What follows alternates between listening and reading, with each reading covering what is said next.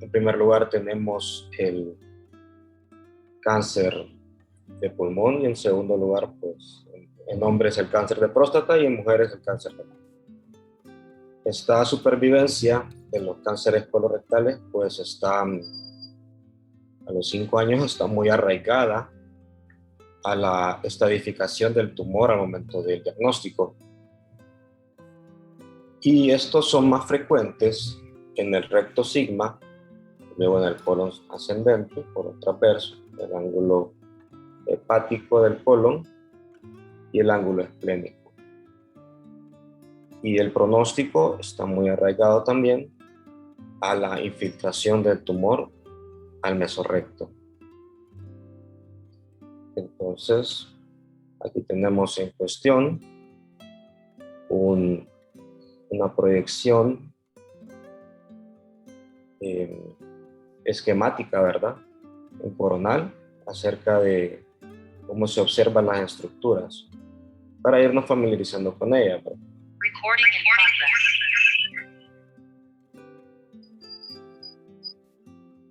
Entonces tenemos hacia arriba aquí lo que sería el colon sigmoides, y pues después de eso comenzaría el recto, que se considera recto del margen anal, 15 centímetros por encima, y después de eso se considera colon, ¿verdad? Y esto que vemos acá es una grasa que está rodeando al mismo, que es conocido como el mesorrecto. Hay una pequeña banda de tejido que lo rodea, que es la fascia mesorrectal. Aquí tenemos una continuación de la musculatura del recto, conocida como el esfínter anal interno, el espacio interesfinteriano y el esfínter anal externo. Aquí tenemos los músculos elevadores del ano. Vamos a hablar un poquito de algunas consideraciones anatómicas. Como les mencioné, el recto consta de 15 centímetros, el cual se extiende desde la unión recto-sigmoidea hasta el margen anal. Y este se divide en 3 segmentos: un recto superior, un recto medio y un recto inferior. Y su pared está constituida de adentro hacia afuera de una mucosa, una submucosa, una muscular propia, el mesorrecto y esa fascia mesorrectal. Siempre es interesante hablar un poco de la irrigación de estos sistemas. Voy a hablarles así de forma general de la irrigación del colon, que esta nos la brinda la arteria mesentérica superior, rama directa de la aorta. Aquí vemos una pequeña ramita, que es la arteria pancreático-duodenal inferior, que recordemos que se divide en un ramo anterior y uno posterior, y se anastomosa con la homónima. Arriba, rama de la gastroduodenal, ¿verdad? Luego de eso tenemos la que nos proporciona irrigación del colon transverso, que es la arteria cólica media. Y después de ella, la arteria cólica derecha, ¿verdad? Que es la que nos da irrigación hacia el colon ascendente. Tenemos una rama iliocólica, ¿verdad? Para la parte de la válvula ileocecal y el iliodistal. Tenemos ramas ciliares y ya ramas yeyunal. Y entrando más ya hacia el colon del lado izquierdo, tenemos que esta está dada su irrigación a través de la arteria mesentérica inferior, que nos proporciona una rama ascendente y una rama descendente para irrigarnos la parte del colon descendente, ¿verdad? También tenemos una rama sigmoidea y una pequeña rama que ya es parte del sistema que estamos tratando en sí, que es la arteria rectal superior. Aquí no les coloqué la rectal media. Se habla que la rectal media es una pequeña rama que solo es constante en aproximadamente 40% de los individuos y por lo general viene de la rama de la arteria obturadora, o si no de la hipogástrica, ¿verdad? Y la arteria rectal inferior, que es rama de la ilíaca interna. Luego de eso, aquí tenemos el drenaje venoso, que una de las importancias es que el retorno venoso sigue a las homónimas, ¿verdad? tenemos una vena rectal superior que esta drena en la arteria mesentérica inferior y esta se une junto a la esplénica y la mesentérica superior para formar el sistema porto. Mientras que las venas rectal media e inferior se unirán a las ilíacas internas para seguir el sistema de la cava inferior. Aquí tenemos imágenes de las cadenas ganglionares. Si se fijan, pues tenemos las que son regionales, con esta cadena linfática mesorrectal, la rectal superior y la mesentérica inferior. Algunas otras también mencionadas como la cadena ilíaca interna y la cadena del obturador. Luego tenemos aquellas cadenas que ya no se consideran como locales, sino que son por fuera de este sistema, que son, por ejemplo, la cadena inguinal, lo de la ilíaca externa y lo de la ilíaca común. Esto ya tiene su importancia debido a que si encontramos adenopatías a ese nivel ya se considera de etiología metastásica. Hablaremos un poco del protocolo de la resonancia magnética, ¿verdad?, de recto. Esta utiliza imágenes ponderadas en T2 de alta resolución espacial, que son las secuencias de resonancia magnética más importantes en la evaluación de cáncer de recto y sus estructuras anatómicas. Y este posee protocolos de imagen bien estandarizados que también permiten la interpretación más precisa y reproducible, lo que facilita el uso generalizado de las técnicas. Dentro del protocolo tenemos las recomendaciones de lo que se debe hacer, señalado aquí por verde, ¿verdad? Lo que se puede hacer como individualizando los casos y lo que realmente no se debe hacer. Lo que se recomienda es que el paciente se coloque en posición supina, en una posición confortable, ya que las secuencias, pues, por lo general son bastante largas. El paciente debe tener una posición cómoda para evitar moverse, ya que el movimiento nos causará artefacto. Se utilizan campos magnéticos de 1.5 a 3 Tesla, ¿verdad? Las imágenes, como ya les mencioné, son imágenes ponderadas en secuencias T2, que son fases Pineco, que son secuencias rápidas, y algo importante es que no debe haber saturación de la grasa, ya que puede alterarnos al momento de realizar los estadiajes. Al momento de realizarlos se utilizan campos de visión cortos o field of view, los cuales se le realizarán cortes axiales, sagitales y coronales.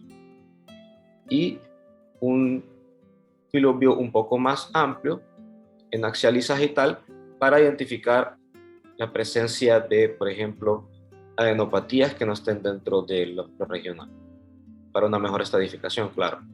Lo que se considera así como que se puede realizar, pero no es obligatorio, está el uso de antiespasmódicos para evitar el movimiento de las asas intestinales y causar artefacto en el momento del estudio. La preparación del colon, ¿verdad?, previo al estudio. La utilización de materiales como por ejemplo gel, introducir gel dentro del recto para poderlo dilatar, a veces no es útil, ya que puede exagerar en la estadificación del tumor y causarnos una mala estadificación, ¿verdad? Secuencias ponderadas en difusión, que no son necesarias realmente, pero se pueden realizar. Y estudios también contrastados. No se ha demostrado que los estudios contrastados pues tengan realmente un cambio significativo con respecto a los que no son contrastados. Y lo que definitivamente no se debe de hacer son utilización de antenas endorrectales y saturar la grasa en las secuencias T2, ¿verdad? Aquí tenemos una imagen demostrándonos cómo sería la adecuada manera de cómo realizar la planificación. Se realiza primero un corte sagital y se realiza luego un corte coronal que sea paralelo a él, ¿verdad?, para ubicar el tumor, y perpendicularmente a este se realizarán los cortes axiales, y esto irá desde el sacro hasta el margen anal. Luego, algunas características anatómicas de la resonancia magnética que debemos de manejar, ¿verdad?, al momento de realizar los estudios. Como mencionamos al inicio, pues de adentro hacia afuera, estos son cortes axiales, ¿verdad? De resonancia, sabemos que se corresponderá a agente 2.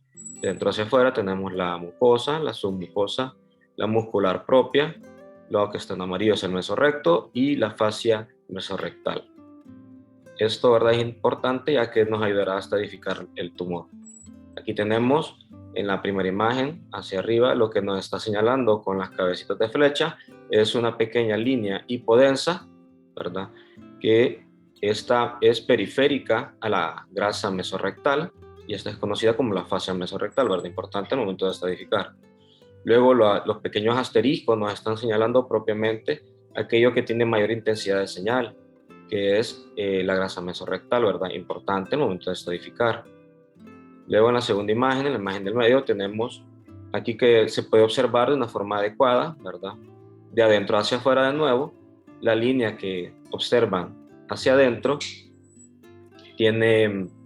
se observa de baja intensidad de señal, ¿verdad? Esta es la mucosa.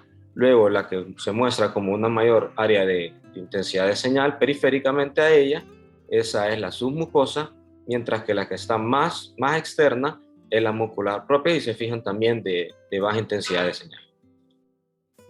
Luego de eso tenemos una referencia anatómica importante, que es esta pequeña línea que se observa en la línea curvada en la imagen de abajo, ¿verdad? Que esta pequeña línea hipointensa también en forma de V es la reflexión peritoneal anterior, importante al momento también de estadificar, ya que cuando sobrepasan los tumores de ella, ya se pueden considerar como tumores T4, ¿verdad? Luego de eso, algunas referencias anatómicas aquí en cortes sagitales. Esto es útil al momento de realizar medidas y localizar las lesiones a qué nivel del recto está. Como les comenté al inicio, son 3 niveles. Está la parte inferior, la parte media y la parte alta. La punta de flecha en rojo señala lo que es el margen anal, que es donde vamos a tomar la medida para poder guiarnos y localizar el tumor, a qué altura está. El anillo rectal, señalado aquí por la flecha roja, que es más o menos donde está la parte más superior del músculo puborectal. Y por último, el espacio retrorectal, que es un espacio virtual que se localiza entre la fascia mesorrectal y la fascia presacral. Aquí también tenemos en corte coronal, ¿verdad? La línea roja, lo que nos está representando es, vamos a comenzar con la flecha gris, ¿verdad?, que nos está representando la continuación de la musculatura del recto a través del esfínter anal interno. La línea roja es el espacio interinfinteriano y la flecha verde nos está señalando lo que es el esfínter anal externo, ¿verdad? Aquí en corte axial, para que lo veamos de nuevo, ¿verdad? Como recordemos, entonces la línea hipodensa que está hacia el centro es conocida como la mucosa, la que tiene mayor intensidad de forma más periférica es la submucosa y la línea que está más externa de esas dos es la muscular propia. Continúa entonces con el mesorrecto y luego con una imagen hipodensa periférica que son las señaladas por las líneas amarillas, que es la fascia mesorrectal. Hacia anterior estaría la reflexión peritoneal anterior. Y aquí tenemos otras estructuras anatómicas como las vesículas seminales, la próstata y la vejiga, ¿verdad? Acerca de la ubicación y morfología de las lesiones. Pues las lesiones se pueden clasificar como bajas, como bien lo dijimos, medias y altas. Esto lo tomaremos a través del margen anal y mediremos en centímetros. Cuando está en la lesión de 0 a 5 centímetros del borde anal, se considerará como una lesión en el recto bajo, mientras que si está a 5 a 10 centímetros, se considerará como en el tercio medio, y si está de 10 a 15, pues se considerará que está en una posición alta. Los que están más allá de los 15 centímetros se tratarán ya como un cáncer de colon. Aquí tenemos la imagen sagital. Como observamos entonces, dentro de los 5 primeros centímetros estaremos dentro de lo que es considerado como la parte baja del recto, de 5.1 a 10 como la parte media y es 10.1 a 15 como la parte alta. Aquí los ejemplos, secuencias de resonancias magnéticas en T2. Vemos cómo desde el margen anal se mide una línea hasta llegar a este pequeño engrosamiento que se encuentra a 11 centímetros del borde anal. Entonces se considerará que está localizado en el tercio superior del recto, ¿verdad? En este otro ejemplo también observamos cómo miden desde el margen anal 7 centímetros hasta encontrar este engrosamiento focal a nivel del recto medio. De nuevo, otra imagen en corte sagital, 3 cortes sagitales, ¿verdad? Vemos cómo la lesión se encuentra a 1 centímetro del borde anal. Entonces, localizada en el recto bajo. Luego de esto, tenemos los patrones morfológicos que pueden presentar las lesiones. Estas pueden presentarse como lesiones polipoides que crecen hacia la luz, de características ulcerantes, de forma circunferencial o semicircunferencial, y según su apariencia, entre mucinoso y no mucinoso. Esto tiene su importancia debido a que aquellas lesiones que son mucinosas son consideradas un poco más agresivas. Ya veremos el ejemplo, cómo se observa una lesión mucinosa. Entonces aquí les traigo unos ejemplos, ¿verdad? Del superior de la izquierda observamos cómo existe un pequeño engrosamiento, el cual protruye hacia la luz.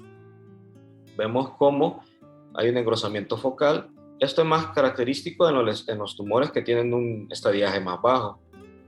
En este otro lado vemos una afectación de tipo semicircular. Esto es importante mencionar que como es semicircular, entonces debemos de decir con respecto a las horas del reloj, a las zonas horarias del reloj, de a dónde va la lesión. En este caso va desde la 1 a las 4. Y tenemos también del tipo circular, que vemos que toda la pared rectal está engrosada de forma concéntrica. Aquí tenemos 2 imágenes también en axial de cortes de resonancia magnética ponderadas en T2, donde vemos que la imagen de la izquierda tiene características, es un engrosamiento ya de características polipoides que está creciendo a la luz. Si ustedes pueden observar, la lesión tiene alta intensidad de señal. En comparación con la imagen del lado de la derecha, también observamos un engrosamiento un poco más circunferencial de el recto, ¿verdad? Esto característico cuando presentan alta intensidad de señal son las lesiones que son más características de tipo mucinoso, mientras que tienen baja intensidad de señal, entonces son consideradas como no mucinosas. Luego, dentro de la estadificación del cáncer de recto, tenemos que hablar un poco de la clasificación TNM, ¿verdad? El T, pues, TX se considera aquel tumor que no se puede caracterizar de adecuada manera. Un T0, aquel tumor que no se puede evidenciar. Un TIS son aquellos tumores que son carcinomas in situ, que son intraepiteliales en la lámina propia, ¿verdad? Los T1 son los que invaden la mucosa, los T2 la muscular propia, los T3 son aquellos que están penetrando la grasa mesorrectal y se dividen de A a D dependiendo de qué tanto, menos de 1 a 5 milímetros, de 5 a 15 y más de 15 milímetros. Los T4 pueden dividirse también en T4A y T4B. El T4A cuando se propasan aquella reflexión peritoneal anterior, ya que son considerados como un T4A, y aquellos tumores que son invasivos a otros órganos ya son considerados un T4B. Luego la clasificación de los ganglios linfáticos, aquellos que no se pueden caracterizar, el NX, los que no tienen evidencia, los N0, los N1, encontraremos un ganglio, los B, N1B serán aquellos que encontraremos de 2 a 3 ganglios, ¿verdad? El N1C cuando encontremos depósitos en la subserosa y mesenterio, los N2, los que son A y B, el A encontraremos de 4 a 6 ganglios linfáticos, ¿verdad? Los B, más de 7 ganglios linfáticos, N2B, más de 7 ganglios linfáticos. Recordemos que deben de ser regionales dentro de las cadenas antes mencionadas, ya que si no están en esas cadenas se considera ya lesiones metastásicas. Y el M0, que no se puede demostrar que haya metástasis, ¿verdad? El M1, que hay metástasis, ¿verdad? El A caracterizado porque solo hay invasión de un órgano y el B que hay invasión de más de un órgano. Aquí lo tenemos con representación, ¿verdad?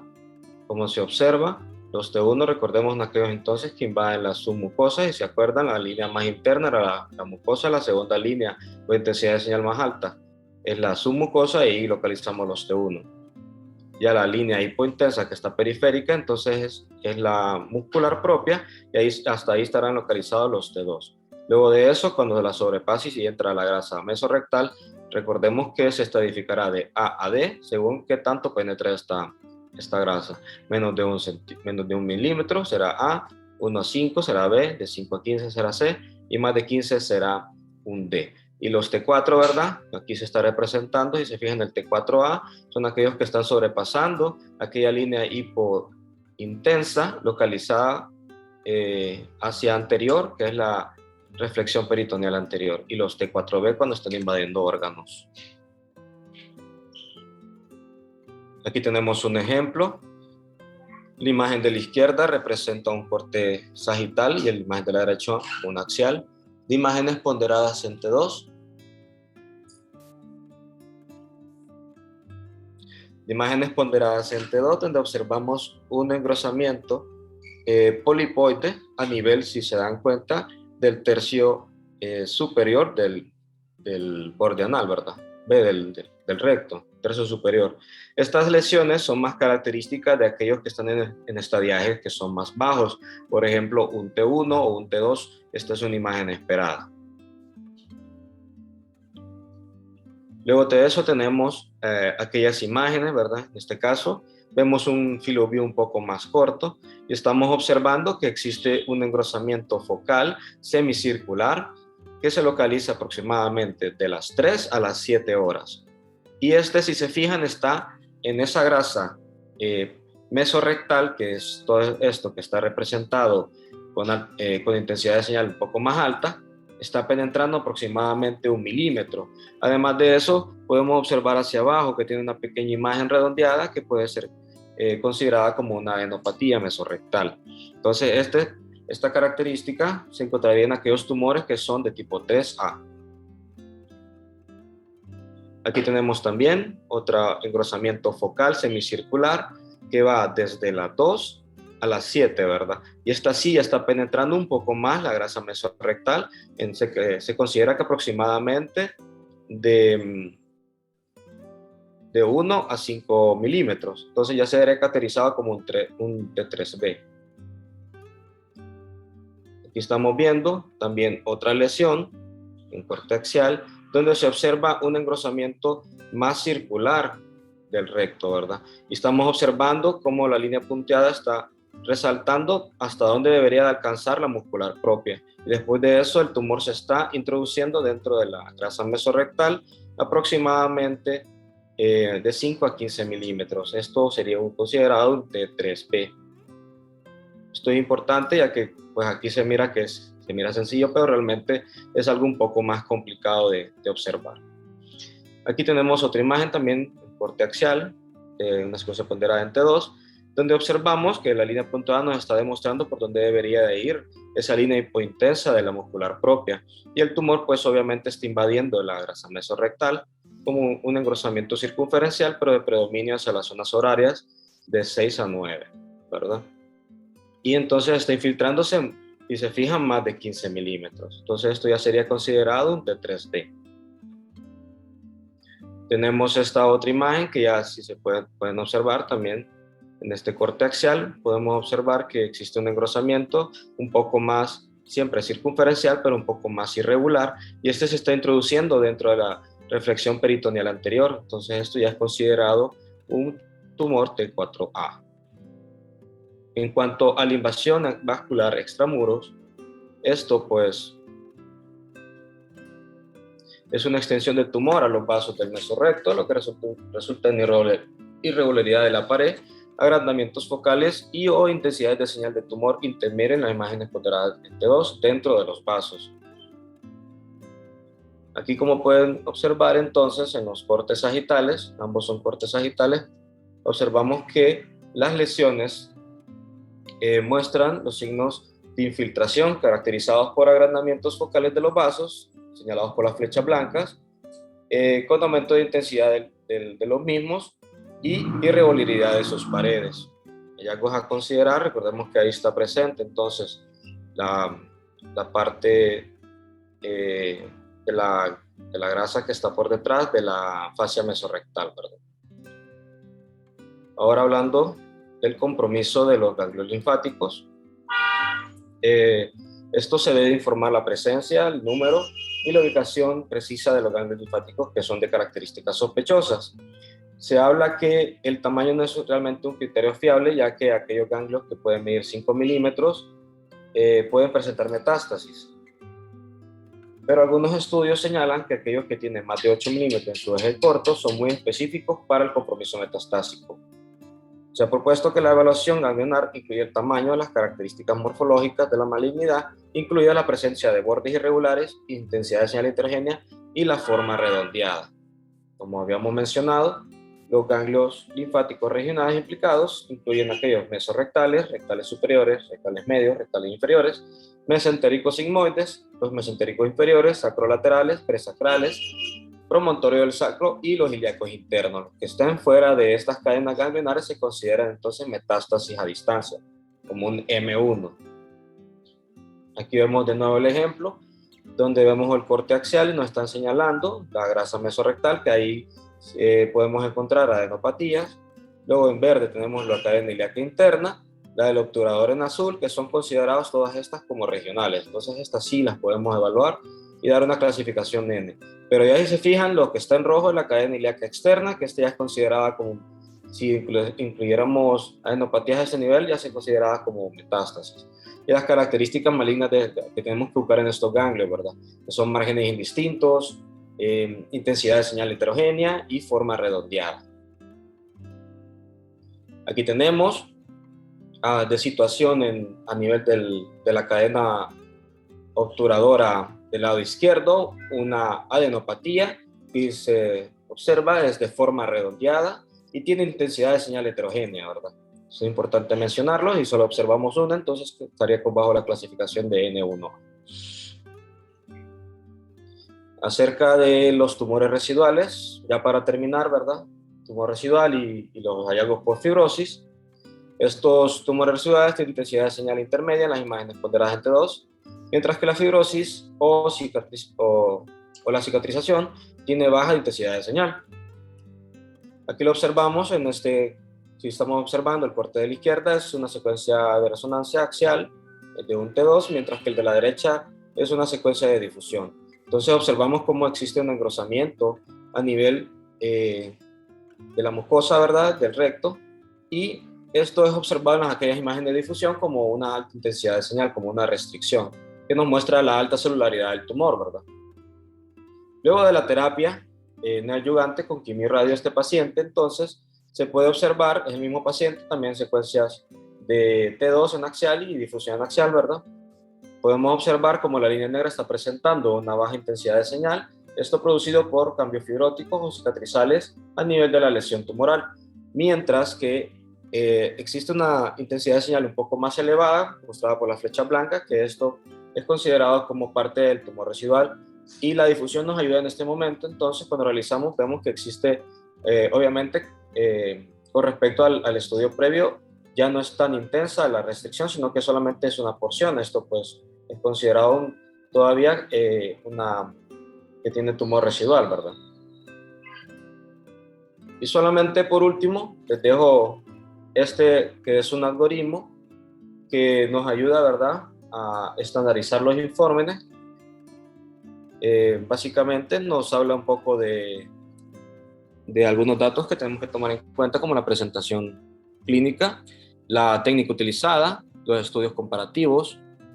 Luego de eso, la localización del tumor y su morfología. Si se fijan, ahí nos dice como un checklist de cómo ir solo marcando si está situada en el recto bajo, en el medio o en el superior, a cuántos centímetros está del borde anal, ¿verdad?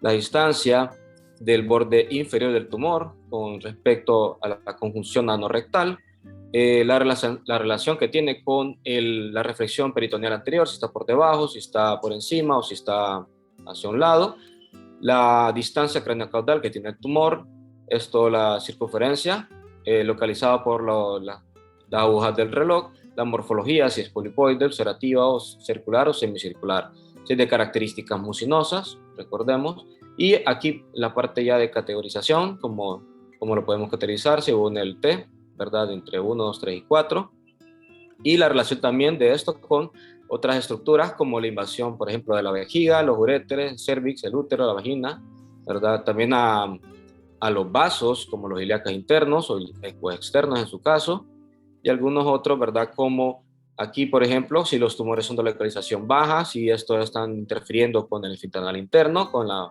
parte interfinteriana o con el esfínter anal externo.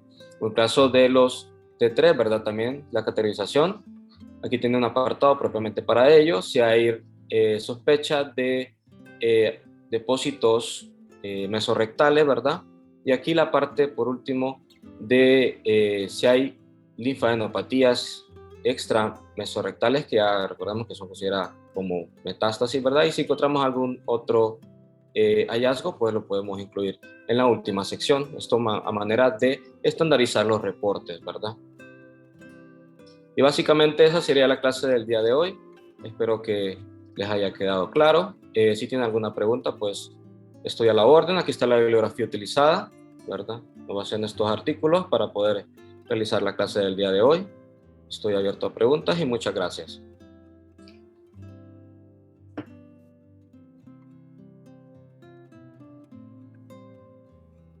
Carlos, muy bonita su clase, muy buena distribución, lo felicito.